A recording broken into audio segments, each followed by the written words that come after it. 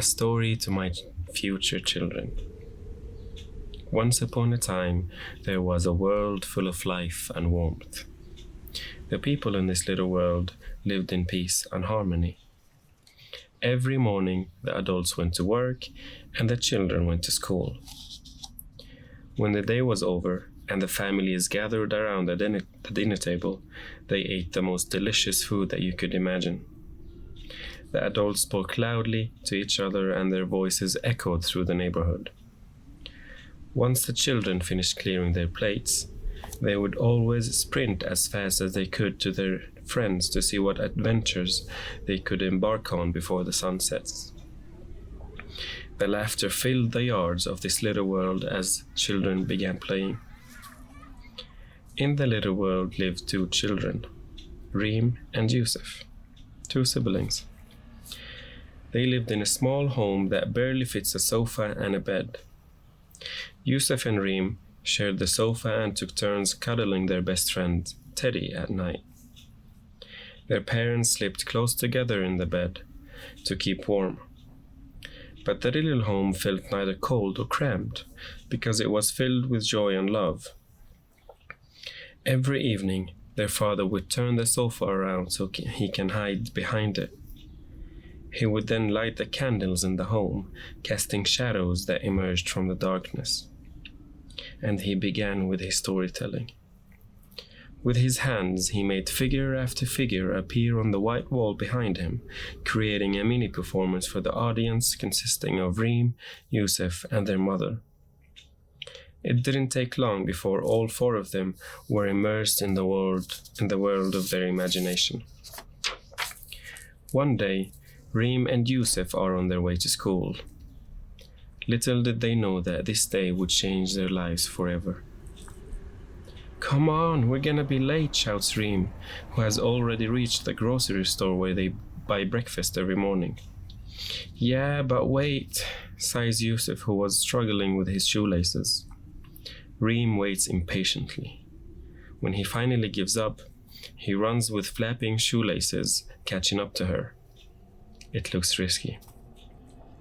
Arriving at the school's large, bright blue metal gate, which requires all of Yusuf and Reem's strength to open, they quickly and smoothly squeeze through the small opening they manage to pry open.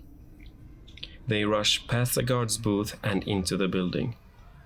With fast steps, they pass by the big painting hanging on the wall. It shows a wealthy man, dressed in dark clothing with a thick and greasy mustache that always gives Reem the chills. Then they go their separate ways. Yusuf goes to the right towards his classroom, and Reem rushes down a long stone staircase toward hers. Just before lunch break, Yusuf is sitting focused at his desk, attempting to tie his shoelaces, while his classmates are playing around him. Suddenly, a loud bang is heard, and the entire building shakes so strongly that Miss Fatima, who has just entered the classroom, falls to the ground. She quickly gets back up and grabs hold of Yusuf, who is sitting closest to her. They run out of the classroom, and after just a few steps, Yusuf stumbles on his shoelaces. Fatima picks him up and continues running, carrying the terrified boy. They pass the fallen and shattered painting down the stairs where Reem stands frozen. Fatima's gaze is determined as it meets Reem's. "Take Yusuf and run home to your parents, quickly," she says with the same determined voice, pointing at the middle gate. "I have to go back," she whispers as she hugs them both. She turns around and disappears into the smoke and ruins. Reem and Yusuf take each other's hands and set off. They run as fast as they can with their little legs. They run right, left, and then right again, until they reach their home. Reem? Did we go the wrong way?" Yusuf stares with anxious eyes at what he believes is their home. He points with his trembling finger at a building once stood tall. Everything has collapsed. Their home has turned into a pile of rubble. Reem? Reem? Yusuf looks up at his older sister, who stands motionless. No response. Then he sees it. Teddy! Yusuf runs towards his best friend, crying as Teddy landed far away near the grocery store. He gently picks Teddy up. You're okay now, he says, brushing off the teddy bear and hugging it tightly. Mom, Dad! Reem runs towards her destroyed home and falls to her knees. Mom! Dad! Without understanding what is happening, Yusuf starts doing the same thing as his sister. He runs after her, shouting, Mom! Dad!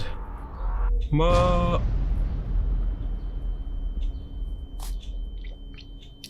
Yusuf was so little, his voice barely audible.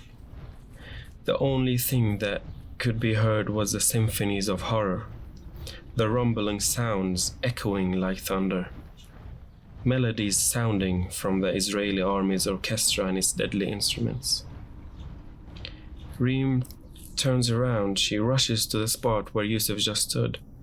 She looks up at the sky and sees Yusuf flying up among the clouds, accompanied by 1,000 angels. No. With bloodshot eyes and soot-covered hands, she collapses. Her voice is weak and feeble. Help! Help! No one hears. Yusuf looks down at his helpless sister, and around her he sees that the whole world is also seeing her. He screams as loud as he can, Reem! Everything will be okay now. The world sees you, they will help you. Crying, she continues, Please help me. No response. With each call, her voice grows stronger and stronger until she lets out an unnatural roar, sounding like a whole army. Help me! But no one comes. Where is everyone? Why isn't anyone saying anything? Why are they silent? Reem looks around, wondering when the help will come, like Yusuf said it would, and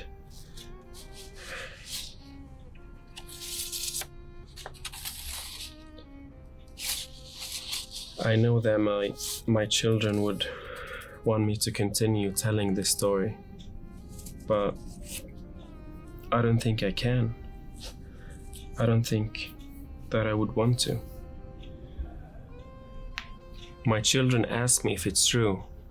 I know that they will.